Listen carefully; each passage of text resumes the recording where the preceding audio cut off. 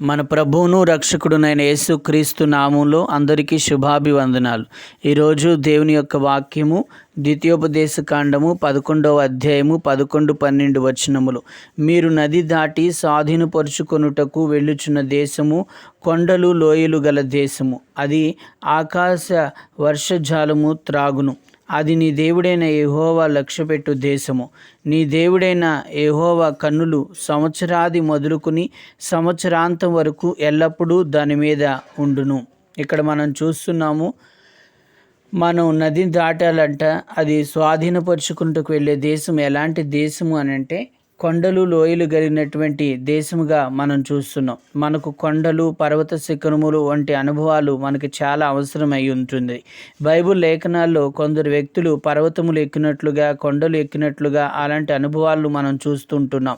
అబ్రహాము మోరియా దేశంలోని పర్వతం మీద తన కుమారుని బలి అర్పించుటకు వెళ్ళినప్పుడు దేవునికి భయపడివాడని అబ్రహామును గూర్చి సాక్ష్యము అబ్రహాము పొందినట్లుగా మనం చూస్తున్నాం. మోషే కూడా సీనై పర్వతం మీదకి ఎక్కినప్పుడు 10 ఆజ్ఞలు పొంది ప్రత్యక్ష గుడారమును నిర్మించుటకై మరి మాదిరి పొందినట్లుగా మనం చూస్తున్నాం. అలాగే మనము కూడా దేవునికి ఒక నివాస స్థలముగా మారుట కొరకే మనం ఆలోచనలు పొందుతాం ఒక పర్వతాన్ని ఎత్తైన అనుభవాన్ని ఎక్కినప్పుడు. అలాగే ఏలియాను కూడా చూసినట్లయితే హోరేబు పర్వతానికి వచ్చినప్పుడు తాను చేయవలసిన పరిచర్యలన్నీ కూడా ఆ పర్వతం మీదే బయలుపరచబడినట్లుగా మనం చూస్తున్నాం. మనము కూడా చేయవలసిన కార్యాలన్నీ కూడా ఒక పర్వతము ఒక కొండ ఎత్తైన అనుభవాన్ని ఎక్కినప్పుడు మనం చేయవలసిన కార్యములన్నీ కూడా దేవుడు మనకి బయలుపరుస్తారు. దావీదును గురించి ధ్యానించినట్లయితే దావీదు ఒలీవ చెట్ల కొండ మీదకి ఎక్కుచున్నప్పుడు తన రాజ్యమును దేవుడు మరలా ఇచ్చుదురనే నిరీక్షణ దావీదుకు కలిగినట్లుగా మనం చూస్తున్నాం.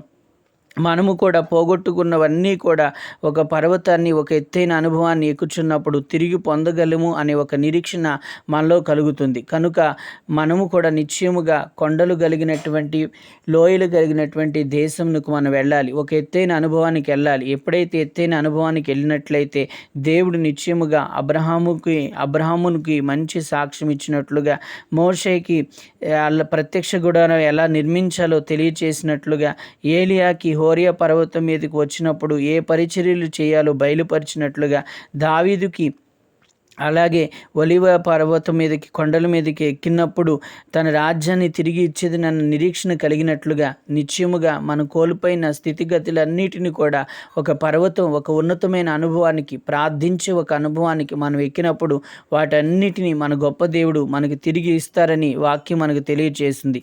నిశ్చయముగా పర్వతము ఎక్కే ఒక అనుభవంలో కొండను ఎక్కే ఒక అనుభవంలో మనం జీవిద్దాము. నిశ్చయముగా మన ఎదుటనున్న భక్తులకు కలిగినటువంటి ఆ శ్రేష్టమైనటువంటి సాక్ష్యము ఆ శ్రేష్టమైనటువంటి ఆశీర్వాదాలు మనం పొందుకుని ఆశీర్వదించబడదుము గాక. ప్రార్థన.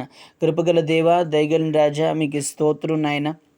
మీరు మా కొరకే ప్రభా కొండలు కలిగినటువంటి లోయలు కలిగినటువంటి దేశాన్ని మాకు ఇస్తున్నట్లుగా ప్రభా అయ్యా మీకు స్తోత్రం. మీ కన్నులు ఎప్పుడు దాని మీద ఉంటున్నట్లుగా ప్రభా మీకు స్తోత్రం. ప్రభా మీ లక్ష్యము మీ గురి దాని మీద పెట్టినట్లుగా మేము చూస్తుంటున్నాము నాయన. అది ఎక్కాలి అని అంటే ప్రభా మా పితరులు కూడా ప్రభా కొన్ని కొండలు పర్వతాలు ఎక్కిన అనుభవాల్లో వారు మంచి ఆశీర్వాదాలు పొందుకున్నాడు. అబ్రహాము పర్వతం ఎక్కి నాయన మంచి సాక్ష్యాన్ని పొందాడు నాయన. మోషే సీనాయి పర్వతముని ఎక్కి ప్రభా అయ్యా నా తండ్రి ప్రత్యక్ష గుడారాన్ని నిర్మించుకున్నాడు. మేము కూడా మా నివాస స్థలములు ప్రభా అయ్యా మా జీవితాన్ని చక్కగా నిర్మించుకోవాలి ప్రభా. కృప దయచేయండి. ఏలియా హోరేబు పర్వతమును ఎక్కినప్పుడు ప్రభా నా తండ్రి చేయవలసిన పరిచర్యలన్నీ కూడా నా తండ్రి ఏలియాకి బయలుపరచబడి ఉంటున్నవి. అలాగనే ప్రభా మేము చేయవలసిన ప్రతి పని ప్రతి విషయము ప్రభా అయ్యా పర్వతం ఎక్కి ప్రార్థించినప్పుడు అయ్యా ప్రతి ఒక్కటి మాకు బయలుపరచమని ప్రార్థిస్తున్నాం. దావీదు ఒలీవల చెట్టు కొండ మీదకి ఎక్కినప్పుడు ప్రభా తన రాజ్యము తిరిగి తనకు వస్తుందనే నిరీక్షణ కలిగింది నాయన. కోల్పోయినవన్నీ కూడా మేము ప్రభా పర్వతం అనే ప్రార్థన అనే ఎత్తైన అనుభవానికి ఎక్కినప్పుడు తిరిగి పొందుకుంటామనే ఒక ప్రభా నిరీక్షణ మా కలుగు చేయమని ప్రార్థన చేసినాం. ఇటు ఆశీర్వాదాల చేత ప్రతి ఒక్కరిని నింపి నీ నామానికి మహిమ తెచ్చుకోమని యేసు నామాన్ని అడుగుతున్నాం తండ్రి. ఆమేన్.